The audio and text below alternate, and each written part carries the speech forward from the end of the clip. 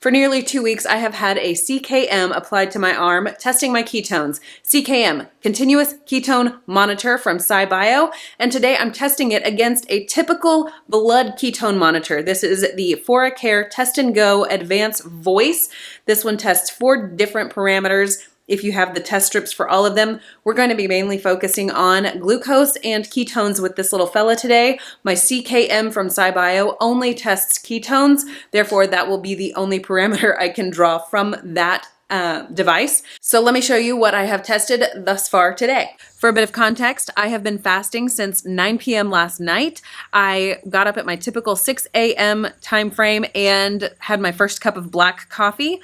Then I took my numbers after having been awake for 1 full hour.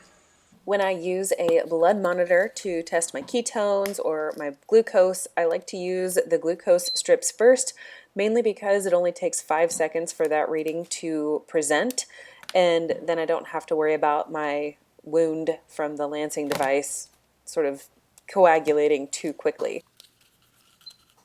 My glucose reading is 90, and as I hope you saw, I do wipe off the very first drop of blood when I first lance my finger and then use the second drop for the glucose monitor just to ensure I'm not getting that interstitial fluid reading, which means it's incongruent with my CKM. My ketones are at a 0.1. Now pulling up the SciBio app to check, and it is actually at a 0.5. It just literally updated whenever I clicked into this app. Then my husband and I went on a 2-mile walk, got back, got our regular day started, and I went ahead and took numbers again at 9 a.m.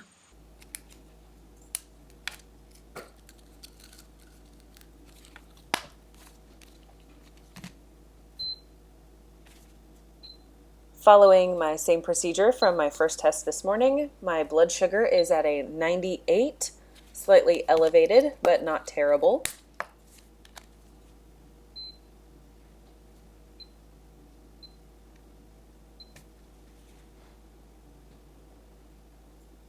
And my ketones are at a 0.1 on the ForaCare. Looking at the SciBio app, I am at a 0.3. After those 9 o'clock numbers, I was pretty hungry and thought I was going to go ahead and make breakfast, but we got fully engrossed in homeschool work and time slipped away, so I went ahead and tested again at 11. I do have an affiliate link for ForaCare down in my description box below, and Lindsey M10 will get you 10% off of your order if you're interested in this machine.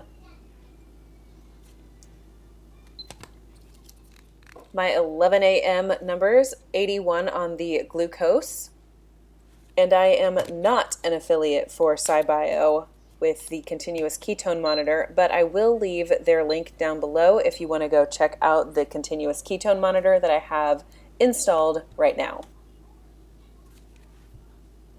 And a 0.2 on the ketones, checking in with the SciBio app.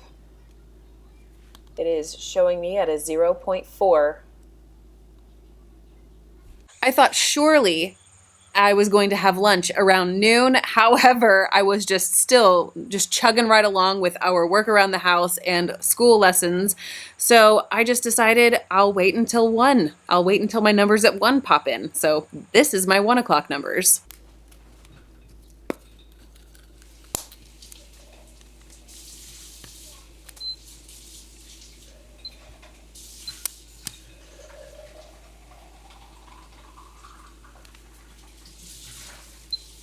My blood sugar is clocking in at 80.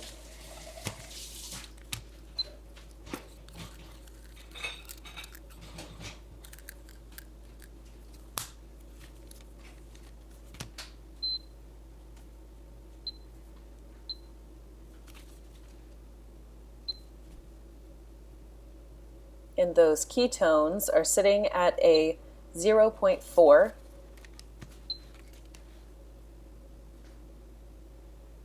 The SciBio app is showing that I am at a 0.5. All of this leads up to the present moment. It's like 2:35 right now, and I am debating whether or not I should have something to eat or I should wait till 3 o'clock and see what my numbers are and then make some food. I have been a little bit hungry throughout the day, but also not so much to the point where I'm like, I have to stop and have food right now. There have been moments when food has sounded like, yes, that sounds delightful, but I'm in the middle of doing something different. I'll wait. And by the time I come to a moment where I can pause to eat, I'm like, it's not feeling as necessary as I thought it was. So I'm not really sure what the rest of the day is going to look like, but rest assured, I'm going to try my best to continue to do these 2-hour readings on my ketone monitor and checking what SciBio app shows for my current interstitial readings. So I'll be back when I've got more things to show you.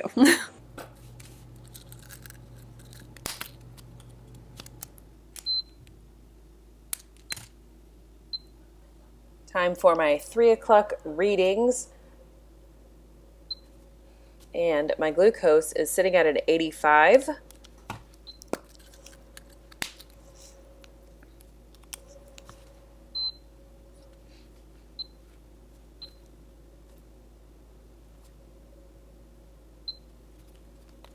And my ketones are ringing in at a 0.4. Next, let's take a look at the SciBio app and see what it says. And we're at 0.3. I've had enough of this testing business and fasting nonsense, so I'm going to start working on making dinner. I'm just going to make a pork loin roast that in my previous video I shared was not fully thawed out. Well, this day it actually was fully thawed out. To start, I mix up some seasonings for the pork loin. I've got paprika, some garlic salt from Redmond's, some onion powder, a little bit of thyme, and rosemary. Each of these I've only got between a half teaspoon to a full teaspoon in my little mixing bowl here. I'm getting them all mixed up well so that I can evenly coat my pork loin. I do like to cut the fat cap so that a lot of that seasoning can get down to the meat as well. And I'm just going to liberally coat this pork loin with my hands, get all of that good delicious flavor rubbed into this roast.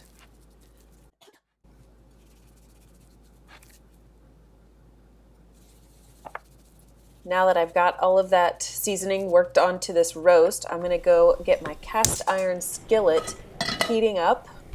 And then I'm going to use my meter probe to help me cook this roast to the perfect temperature.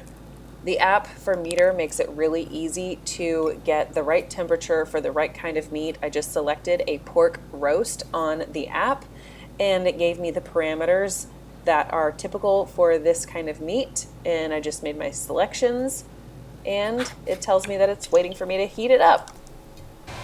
A little bit of avocado oil in the bottom of that pan so that I can get the outside of my roast seared before I put it into the oven. The first side did get a little bit dark, but I tell you what, all of that caramelized seasoning on it is delicious. Now we're going to go ahead and make a little bit of a glaze to put on top of the roast before I put it in the oven. I have, 5 garlic cloves here. My husband had roasted these earlier in the week, and I thought this is the perfect application to use these so they don't go bad. I did add in about a tablespoon of allulose, and I'm kind of muddling those together with my whisk. Obviously, this tool is not the proper tool, but we're making it work. A generous squeeze of the stone ground mustard, and I'm going to get that kind of incorporated. And then I am going to add in maybe 2 tablespoons or less of some liquid aminos and get that fully incorporated. And finally, I'm going to add in maybe a tablespoon or 2 of avocado oil just to kind of emulsify everything together. Top the roast with that glaze. I am reserving probably about a quarter of the glaze for serving, but I do want to get all of that delicious flavor sort of mushed into the surface of the pork loin. This is where having scored the fat cap really allows some of the flavor to seep into the meat. I'm going to pop it into my oven that I think was sitting at 375, maybe 400 degrees. And I'm going to let the meter app tell me when it's time to pull it out, time to rest the meat, and wind up with a gorgeous roast.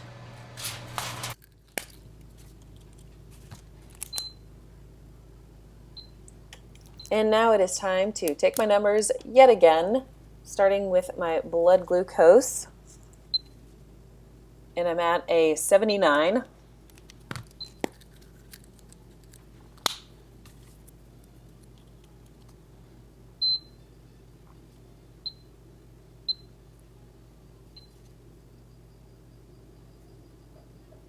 My ketones are at a 0.4, and according to SciBio, my ketones are at a 0.3. It's near 5 o'clock and I am still fasted, and yet my ketones have basically just kind of flatlined with a little blip here and there as shown by my graph. So clearly this amount of fasting is not giving my ketones the boost that I think other people may see. Also, side note, I have unintentionally fasted. Once I hit that 3 p.m. mark, I thought, now I'm gonna purposefully fast until dinner time. So that's the situation. I've got this pork loin resting way back there, and I'm in the thick of creating all the keto chows for myself and the husband throughout the week. I have mentioned in a previous video how he likes to intermittent fast during the week, just kind of simplifies his life. And when he comes home, he likes to drink about a half a keto chow as sort of an appetizer before dinner. And so I'm just reloading my fridge with all of those things. And what else? I don't know. I'm starved. So I need to finish making the rest of dinner. All right, technically this is breaking my fast, but it's dinner time. Here I have that roasted pork loin with a little bit of the extra sauce on top. I made some mashed cauliflower using, obviously, cauliflower, some cream cheese, a little bit of butter, and I pulled out my Redmond organic seasoned salt. I like to keep this in the smaller shaker for in my spice cabinet, and then I've got a big refill that I use. I also sauteed some green beans and onions with a little bit of garlic, and again, some more Redmonds, but this time it was just the plain old salt. As per usual, we have evening activities that we are gearing up to go do. It is 7 o'clock and I have finished dinner, so it's time to check my ketones and my blood sugar. Currently the blood sugar is at a 90. And I'm noticing that my SciBio app is starting to become a little bit less responsive at this point, and I'm not entirely sure why. I've done lots of things to try to rectify that, but no dice. My ketones are a 0.2 according to ForaCare, and the SciBio app did respond for me for this moment, and it's at a 0.4. We got home from our evening activities and I made myself a snack of some pepper jack cheese, some pepperonis, and pecans. I also made myself a keto chow hot chocolate using the keto chow core, water, and butter. I was unable to get my SciBio app to really respond to me from this point of the evening on, so I don't have those numbers to show you, and I also failed at testing my blood ketones and my blood glucose for the remainder of the day. So that makes for an unsatisfying end to the video. Anyway, I'll see you next time.